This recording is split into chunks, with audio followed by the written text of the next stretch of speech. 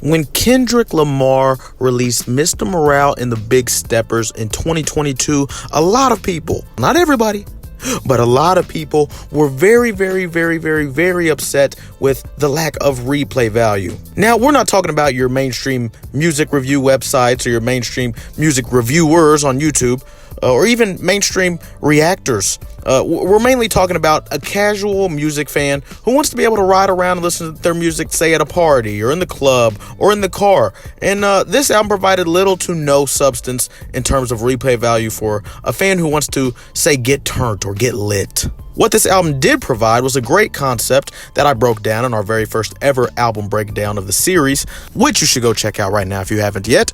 And this concept was very introspective, very vulnerable, very much so pouring out every single bit of Kendrick, even down to experiences he had with a transgender auntie, experiences he had cheating on his woman, and even experiences he had in trying to rid himself of the effects of generational trauma in order for him to raise his own kids properly.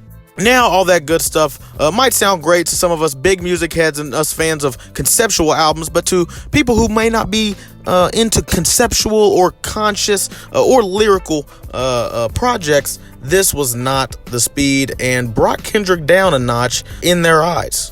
You would go on to see for years people on Twitter talk about Kendrick as ass, Kendrick as mid. Not everybody, obviously, not even majority. But when you are an artist of his stature, when you're a Kendrick, a Drake, a Future of that level, you're going to have a lot of haters as well. And Kendrick's haters came in the form of, this is ass because we can't play it in the club, because we can't play it in the car, etc. Which is why when 2024 came and the Kendrick Lamar-Drake beef began to explode, it was a bit of a shocker after dropping Euphoria and Meet the Grams, the first two official diss tracks of the beef, to hear Kendrick begin to go on this run of mainstream hit success.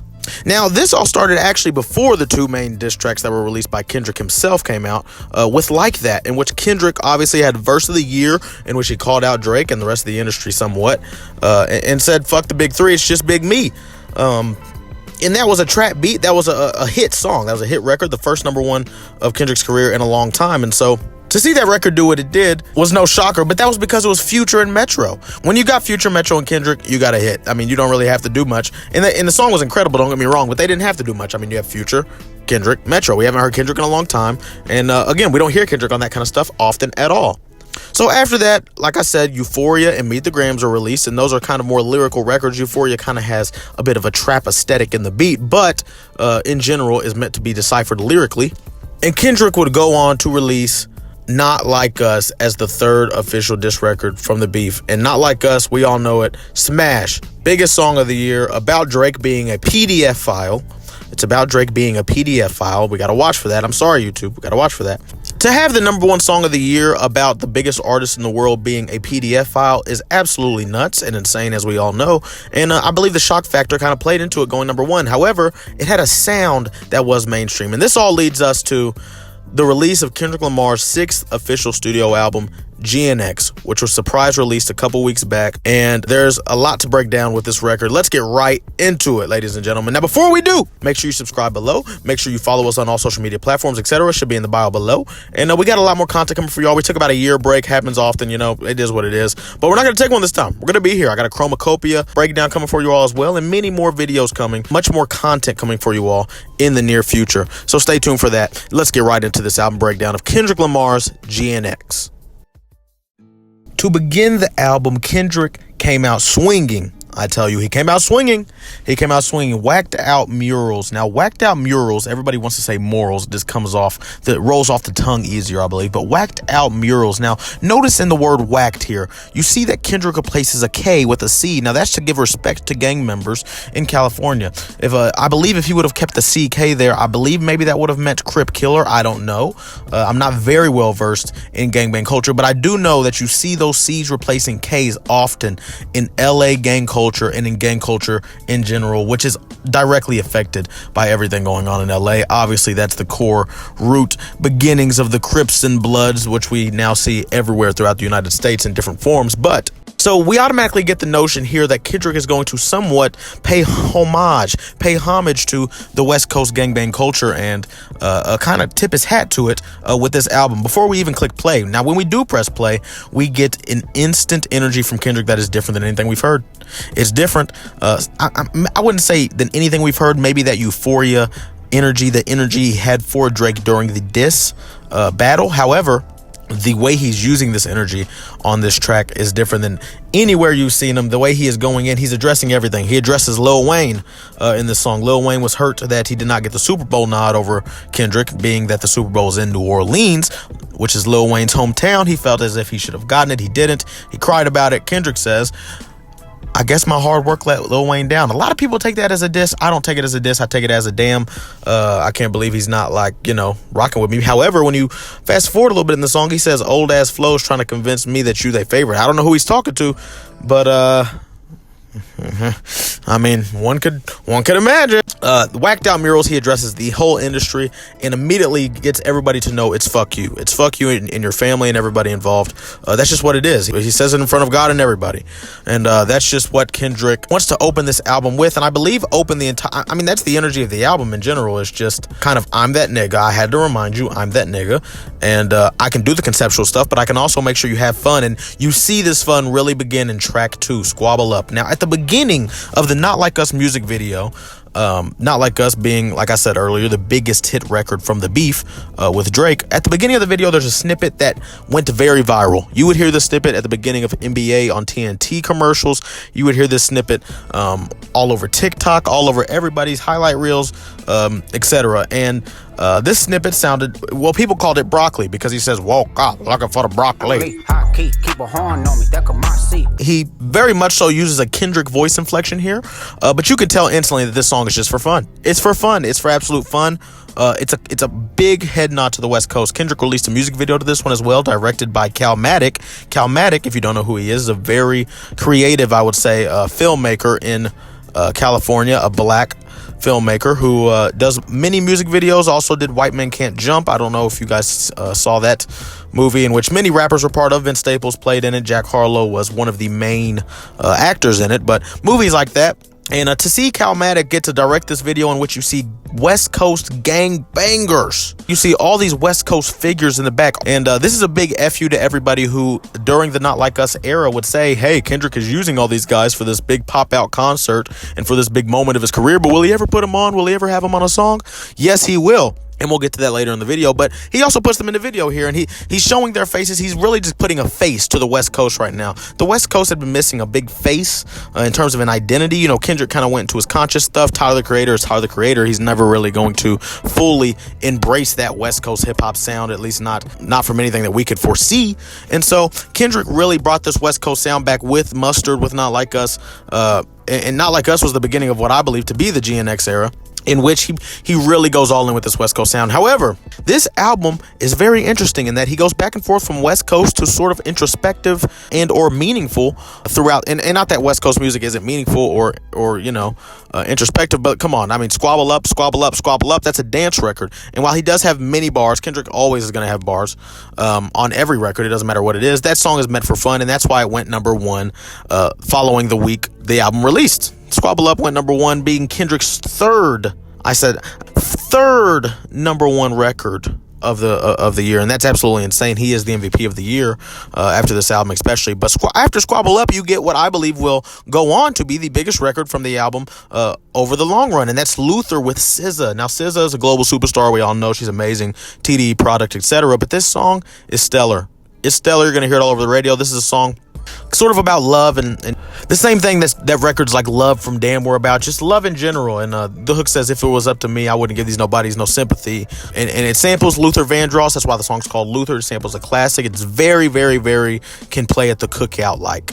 And a lot of these songs are. Kendrick gave you an album that you could play at the cookout, ladies and gentlemen. All you people that have hated for years and screamed that was your only gripe with Kendrick, that can no longer be a gripe of yours after this album, at least in my opinion. And throughout the album, you get a song like Man at the Garden, a song like Reincarnated, which to me is the best song on the album, absolutely insane. A song like The Heart Part 6, and these are more so introspective records where you're getting Kendrick in his natural Kendrick bag, his storytelling bag, his bag in which he is expressing himself in a way that you don't see many rappers do. A very, very, very potent, attention-grabbing way. Man of the Year, he continuously tells you he deserves it all, and then ask at the end, what did you do to deserve the greatest of all time? Tell me, what have you done to deserve greatest of all time? That title. So the whole song is just basically him big-upping himself and saying, look, I deserve everything coming for me. You tell me why you think you do. And he gives a hell of a case. So this album sort of is everywhere in terms of content matter. However, it does fit together in terms of the theme. The theme is just basically, to me, a day on the West Coast. Now, GNX, ladies and gentlemen, on the cover, and we'll go ahead and break this down, you see Kendrick leaning against a car. This car is a GNX, a Grand National Experimental. Now, if you look up a Buick GNX, it is a rare limited production rear wheel drive coupe that was released in 1987. Now, this is a very rare car that was released on the year of Kendrick's birthday. The year that Kendrick was born, this car was released, and it's very rare and hard to find. Kendrick is likening himself to the car, I believe, somewhat, and saying that it is rare, hard to find, one of the last of its kind. Kendrick is even actually the owner of one of the only 547 GNX cars ever produced. And this whole album just sort of seems like it could be a him on a ride in his GNX. Just this whole album. You can play this album from beginning to end. And a lot of people are saying this. You can play from beginning to end, no skips, almost anywhere. It's very much so can be played anywhere music. And that's the most redeeming quality of this, is it is Kendrick's most replayable album, maybe aside from Good Kid, Mad City, maybe. But to me, honestly, I'm playing a lot of these songs in the whip more than I'm playing a Bitch Don't Kill My Vibe, a Swimming Pools, even a Mad City, and I'm playing those a lot, don't get me wrong. But Squabble Up, songs like the next song I'm going to get to, which is TV Off featuring Lefty Gunplay. Lefty Gunplay is an up-and-coming Latino rapper out of LA, and he's been making a name for himself, been making the rounds in uniting the West Coast. He's been uniting a lot of the essays and the hombres and all the Latino men with the African Americans on the West Coast in the gangbang culture. And so I believe Kendrick saw that. And Kendrick's very selective, ladies and gentlemen, as we know. You see AZ Chike, who also featured on the album, said in an interview yesterday that came out that Kendrick told him that there was something in his spirit that knew he needed to connect with him and do the record. And so I believe Kendrick approaches every feature that way somewhat, and he's not doing it with anyone just to mess around. And so Lefty Gunplay features at the end of the song, just saying 4 words. It get crazy, scary, spooky, hilarious. Crazy, scary, spooky, hilarious. And that's all he does. That's the only contribution he makes. But he's going to be able to say he has a number 2 record, because this song went number 2 on the charts after Squabble Up, and it is a hit. This is the song Kendrick's going to perform at the Super Bowl. In this song, Kendrick is heard continuously saying it's not enough. Few solid niggas left, but it's not enough. Few B words that will really step, but it's not enough. It's just a hit record in which he's just talking S word. Just talking S word, and that's a whole lot of this album. It's just him talking S word. A part of this song that went very viral, ladies and gentlemen, comes at the beat switch, in which Kendrick just screams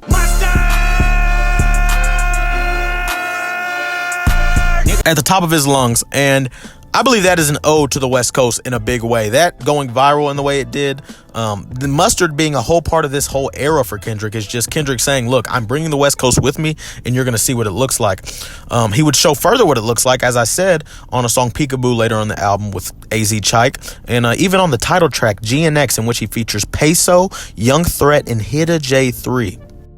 Ladies and gentlemen, for some context, Hidda J3 was sort of this online figure that I'd seen for a while. Many of us as Kendrick and TDE fans had seen for a while, continuously saying he had inside information about what's going on with Kendrick, continuously saying that he knows Kendrick very well and that he's who Kendrick calls when he has problems, etc., and that he has Kendrick's back in that way. Now, many people wrote this guy off as a fan and just a random dude who's trying to act like he has some kind of knowledge. Now, I believe Kendrick saw that, and throwing him on the album is huge. It's kind of Kendrick saying, look, a lot of what this guy was saying, at least, has very much so credence to it, and you need to listen to what all these West Coast guys are telling you whenever they tell you that I'm locked in with them, because I am. Kendrick's ears to the streets in this album showed that.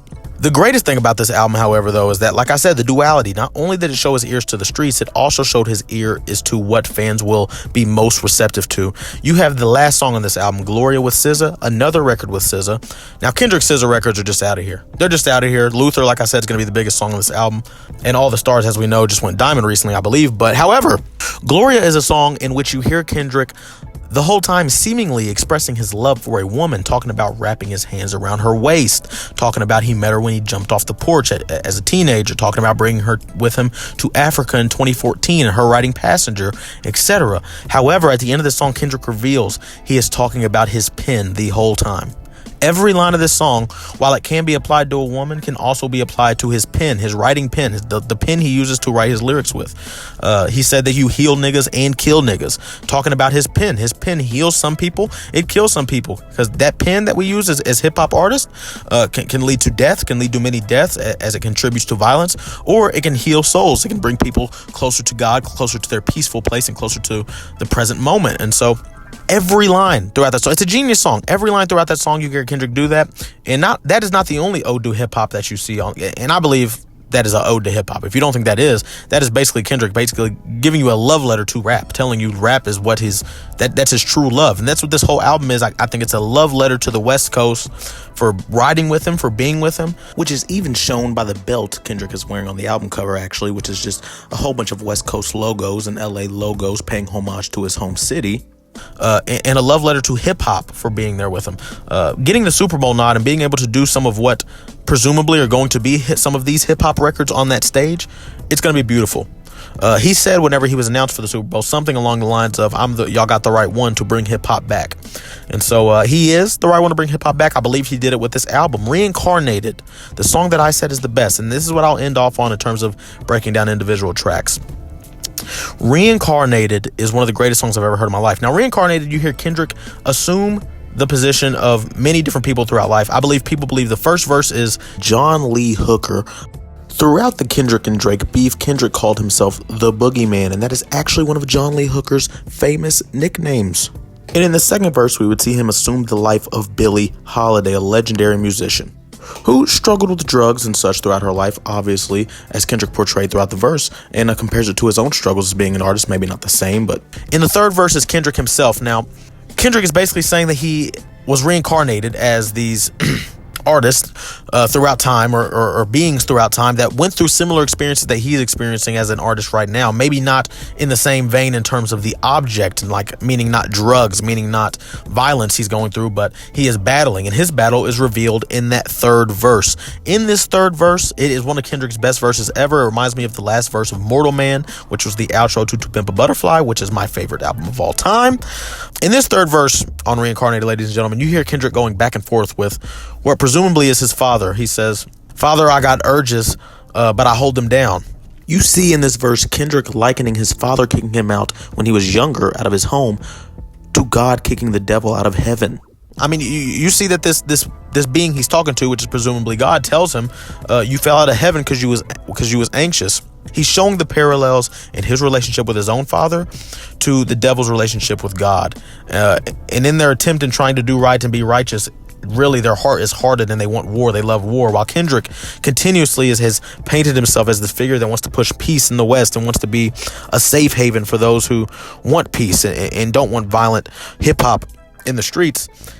As soon as he gets the opportunity to, he comes in and completely dismantles a man's life in Aubrey Drake Graham maliciously with no care in the world. I mean, it's not like he didn't want peace when it came to that. And so you see him battling with that and saying to God, like, God, I want all these good things. I want this righteousness. I want to be this righteous person. I want to be this peaceful person. And then God's telling him, well, look at what you're doing.